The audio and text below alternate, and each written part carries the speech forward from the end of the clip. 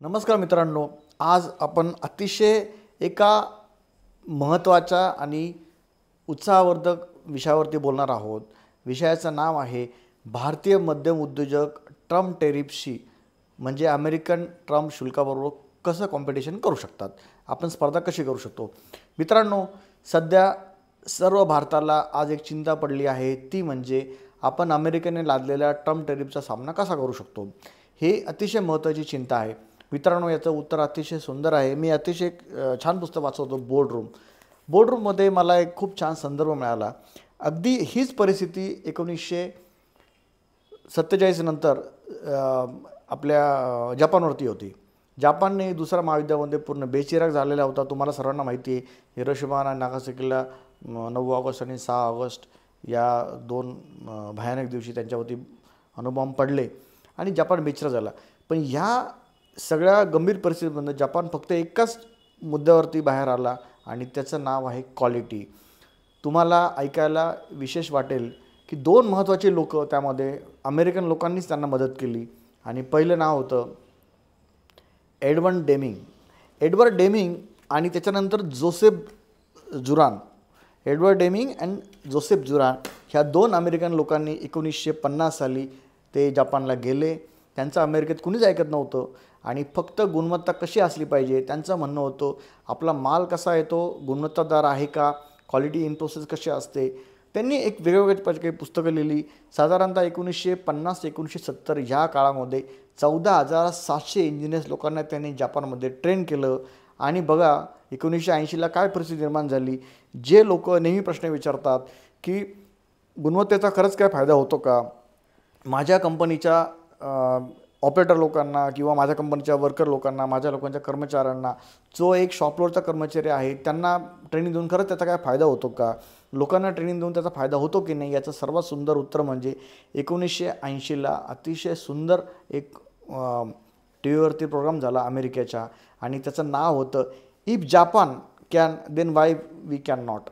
म्हणजे अमेरिकन लोकांनासुद्धा 1980ला दखल घ्यावी लागली, कारण की जापानचं क्वालिटी प्रॉडक्ट जगभरामध्ये थैमान घालत होतं, अमेरिकेलाही भुरळ घालत होतं. मग त्याच्यामध्ये आयवा आहे, सोनी आहे, तुम्ही आज सगळे ब्रँड जे बघा, टोयोटो असेल, त्या सगळ्या ठिकाणी होंडा असेल, सर्व ठिकाणी जापानचे प्रॉडक्ट क्वालिटीमध्ये धुमाकूळ घालत होते. एडवर्ड डेमिंग आणि जुरान या लोकांनी जी मेहनत घेतली त्यांच्या इंजिनियर्सला ट्रेन करण्याची, शॉपफ्लोअरच्या माणसांना ट्रेन करण्याची, ही सगळी यामध्ये कामात आली. आणि मित्रांनो, हीच गोष्ट आपल्यालासुद्धा लागू होते की जर आपण आपल्या सध्याच्या परिस्थितीमध्ये सुद्धा जर मध्यम उद्योजकांनी आणि लघु उद्योजकांनी आपल्या प्रॉडक्टच्या क्वालिटीवर लक्ष दिलं, आपल्या प्रॉडक्टच्या गुणवत्तेवर लक्ष दिलं, तर नक्कीच जग आपलंच आहे, आपण जगू शकतो. आणि अमेरिकन ट्रम्पच्या शुल्कावरती त्याचा काही परिणाम नक्की होणारच आहे, पण तरीही पूर्ण जगामध्ये आपली प्रॉडक्ट बाजारपेठ ओपनच आहे. तर त्या ठिकाणी जर आपला माल हा गुणवत्तापूर्वक असेल तर त्याचा आपल्याला नक्कीच फायदा होईल. आणि दुसरा महत्त्वाचा भाग म्हणजे ब्रँडिंग. अमेरिकेने अनेक गोष्टींचं ब्रँडिंग केलं. तुम्हाला आता माहिती आहे मॅकडॉनल्ड आहे, अशा अनेक गोष्टी आहेत. तसं मित्रांनो, तुम्ही काही उदाहरण जर बघाल तर भारतातले सुद्धा छोटे छोटे उद्योजक आज परदेशात जाऊन चांगले बिझनेस करताय. तुम्हाला एक खूप चांगले उदाहरण देतो. सगळ्यात चांगलं उदाहरण म्हणजे अमूलसुद्धा आज भारतामध्ये काम करून अमेरिकेमध्ये एक्सपोर्ट करते. टाटा आहे, महिंद्रा आहे. महिंद्राचा सुद्धा ॲग्रिकल्चरमध्ये खूप चांगला एक्सपोर्टचा बिझनेस आहे.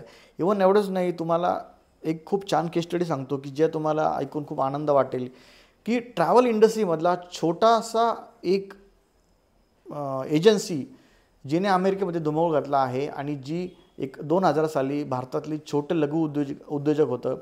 या एजन्सीचं नाव आहे मेकमायट्रिप.com.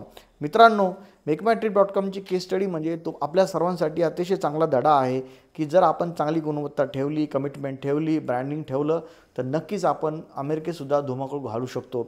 तुम्ही 2024चा डेटा बघाल तर आज मेकमायट्रिपचे टर्नओव्हर साधारणतः जेवढं मी गुगलला बघितलं तर 5,324पेक्षा जास्त करोडचे टर्नओव्हर 2024मध्ये आहे. त्यांच्या ऑफिसेस बघितलं तर नुसतं भारतामध्ये त्यांचे 20 ऑफिसेस आहे. आणि एवढंच नाही, युरोपमधल्या अमेरिकेसह इंग्लंडसह बऱ्याच देशांमध्ये त्यांचे ऑफिसेस आहेत. जर मेकमायट्रिपसारखी एक छोटी एजन्सी हे काम करू शकते तर बाकी दुसऱ्या छोट्या उद्योजकांना सुद्धा तेवढीच संधी उपलब्ध आहे.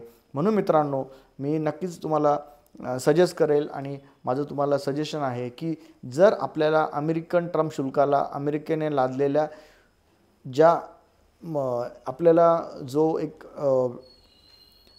टॅरिफ लावलेला आहे, याला सगळ्यात चांगलं उत्तर आहे ते फक्त आपल्या प्रॉडक्टचं ब्रँडिंग आणि आपल्या प्रॉडक्टची क्वालिटी. जर या दोन गोष्टी आपल्या हातामध्ये असतील तर नक्कीच आपल्याला पूर्ण जगभरामध्ये विजय मिळवता येईल. कारण की आपण कॉस्टवरती आज तरी चायनाच्या पुढे जाऊ शकत नाही. चायनाची कॉस्ट सर्वांना माहिती आहे की अतिशय स्वस्त आहे. तर आपण जर फक्त ब्रँडिंगवरती फोकस केलं, आपण जर फक्त क्वालिटीवर फोकस केला, तर जपानने जे करू शकलं तर आपणही ते नक्कीच करू शकतो. म्हणून मित्रांनो, अमेरिकेच्या ट्रम्प आणि टॅरिफला मध्य उद्योजकांना जर आपल्याला संघर्षाने लढायचं असेल आणि त्या सगळ्यांच्या परिस्थितीतून आपल्याला बाहेर यायचं असेल तर त्याला दोनच उत्तर आहे, ते म्हणजे आपल्या प्रॉडक्टचं ब्रँड आणि आपल्या प्रॉडक्टची क्वालिटी. धन्यवाद.